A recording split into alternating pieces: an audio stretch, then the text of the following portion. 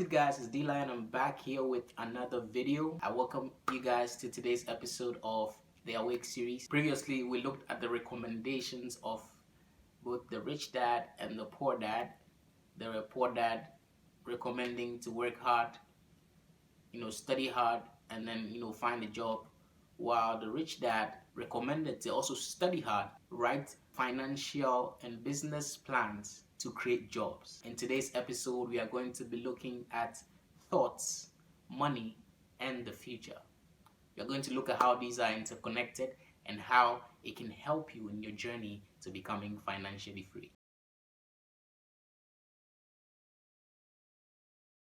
Today's episode is going to be slightly different. We are going to have more of a readathon.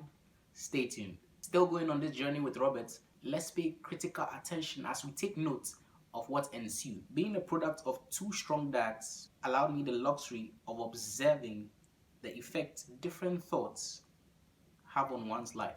I noticed that people really shape their lives through their thoughts. For example, my poor dad always said, "I will never be rich," and the prophecy became a reality. My rich dad, on the other hand, always referred to himself as a rich man. He would say things like, "I'm a rich man, and rich people don't do this. Rich people don't do this. Rich people don't do that." Even when he was flat broke after a financial setback, he still referred to himself as a rich man. He would cover himself by saying things like, "There's a difference between being poor and broke. Being broke is temporary. Being poor is eternal."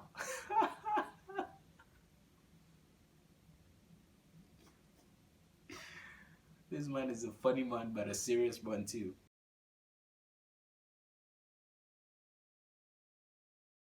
My poor dad would say, "I'm not interested in money." Or sometimes he would say, "Money does not matter." My rich dad always said, "Money is power." The power of our thoughts may never be measured or appreciated, but it became obvious to me as a young boy that it was highly important. Highly important to be aware of my thoughts and how I expressed myself.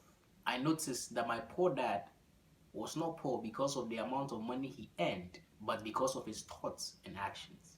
As a young boy with two fathers, I became acutely aware of which thoughts to adopt. I became acutely aware of being careful of which thoughts to adopt as my own. Should I listen to my rich dad or poor dad? What would you do? Will you listen to your rich dad or you listen to your poor dad? Although both men had tremendous respect for education and learning, they disagreed about what they thought was important to learn. One wanted me to study hard, earn a degree, and get a good job to earn money. He wanted me to study to become a professional, an attorney or an accountant, and go to business school for an MBA. The other encouraged me to study to be rich, to understand how money works, and to learn how to have it work for me. I don't work for money. I don't work for money. Those were the words he repeat over and over and over and over. I don't work for money. I don't work for money. I don't work for money.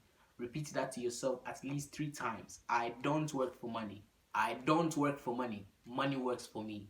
I don't work for money. Money works for me. I don't work for money. Money works for me. Repeat that to yourself at least 3 times.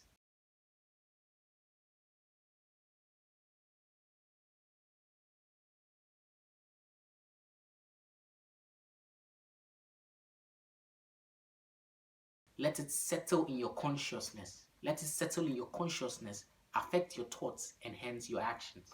At the age of 9, I decided to listen and learn from my rich dad about money.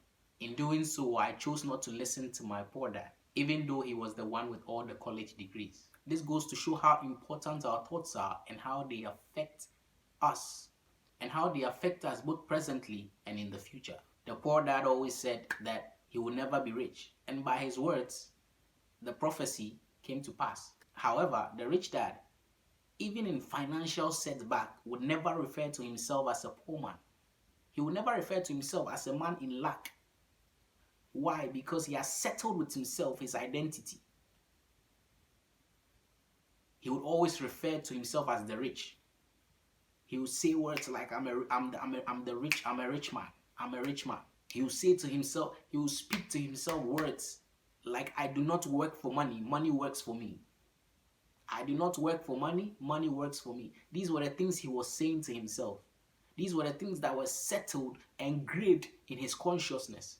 If you notice, as we were reading earlier, it actually affected his actions, as he will say sometimes that rich men do not do this, rich men do not do that. His thoughts about his state and who he is affected the way he behaved, affected the places he went to, affected the words he said. I guess the few lessons we can take with us from this episode is to take charge of our thoughts, as they affect our words, they affect our actions, they affect everything that concerns us. Remember, your words are critical to your existence.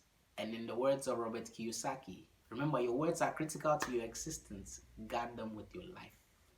Do not speak vain words, speak words that carry life. See you in the next episode. Stay blessed.